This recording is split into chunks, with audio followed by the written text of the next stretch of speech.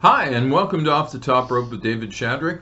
Going to do some more of the greatest wrestlers you've never heard of. Today I'm going to be talking about Total Justice, Dave the Rave Boynton, also known as Savage Boner Dave Boynton, and Brian Justice. Now, we're talking the 2000s and the 210s here in Texas, all over the South, as a matter of fact. Texas, Oklahoma, New Mexico, Arizona, Louisiana. These guys wrestled everywhere. And they were two of my favorite people to hire to come do my shows because not only did they put on an amazing show, they were good guys and they dressed in superhero costumes and the audiences just loved them. They came out, they danced with the kids. They could draw a crowd. They were great. But they were also sinisterly evil in the best possible way. So I'm just going to clue you in on some of the pranks and baloney that these two guys did. So these guys are the kings of merchandise, particularly Dave. Dave has merchandise with Total Justice and their pictures on just about everything. Including when you go to their table, if you're a woman, you can get a pair of panties with their face on the crotch. But just a couple of stories about them. And this is all documented in Total Justice Uncensored and Total Justice Uncensored 2 videotapes. So these are pranks that the guys would play or weird things that would happen to them. And I'm just going to relate a couple of stories. So pranks are just what we all do. So they were on the road traveling from show to show and they were tired and they went to get some caffeine at their local 7-Eleven. Well, there was this kid and he was like across the street from the 7-Eleven and he was like tossing rocks and coming close to some cars. And I'm not sure if he was a deputy sheriff at the time or not, but Brian actually was I think he is a sheriff now. And, he said something to the kid and the kid was like, F off, bitches. So they go into the store and they get, the double big gulps. And I don't know if you remember them, but they were like 64 ounces. They were humongous. So they go driving back up the road, and when they do, they see the kid throwing rocks at a house.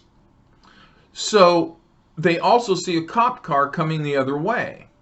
So they just go kind of driving by, and then they pull off to the side to watch the action through their camera, through the telephoto lens. Well, apparently the cop didn't see them throw a rock at the house, but he knew they were up to something, so he kind of told them that they needed to go away. Well, Total Justice demands justice. So after the cop left, they drove back by the kid, and as they passed him, they nailed him with a full double gulp and just soaked him from head to toe. So then, when you have after parties, okay, you've got to remember you can't trust these guys. So when my friend had them over, they waited for their opportunity and they searched her bedroom and found her adult accessory, her battery-operated boyfriend. So then they spent the rest of the party wandering around with it, asking people if they'd lick it for $5. And when Draven got intoxicated and passed out, they dropped a feminine hygiene product in grenadine and left it on his face.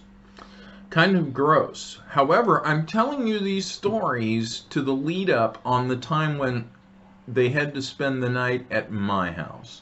Now, obviously, I'm not that secretive, but we all have stuff that's none of nobody's business.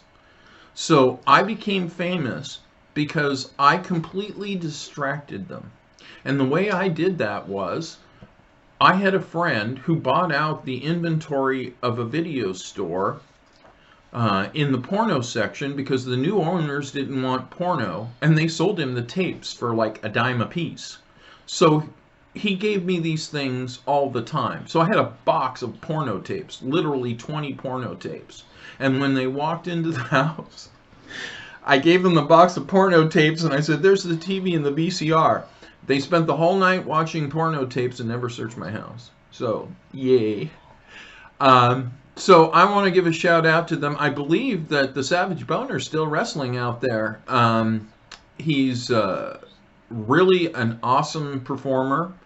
And I just can't recommend his matches enough. Both he and Brian, you know, they had tryouts. They came very, very close, but they just never were able to finally, you know, break that barrier to get themselves into the WWE. All right. You have a great day. And next week, I'll probably do, well, I may do another one of these because they're kind of cute. But I may do something else just to break up the monotony. All right. Have a great day.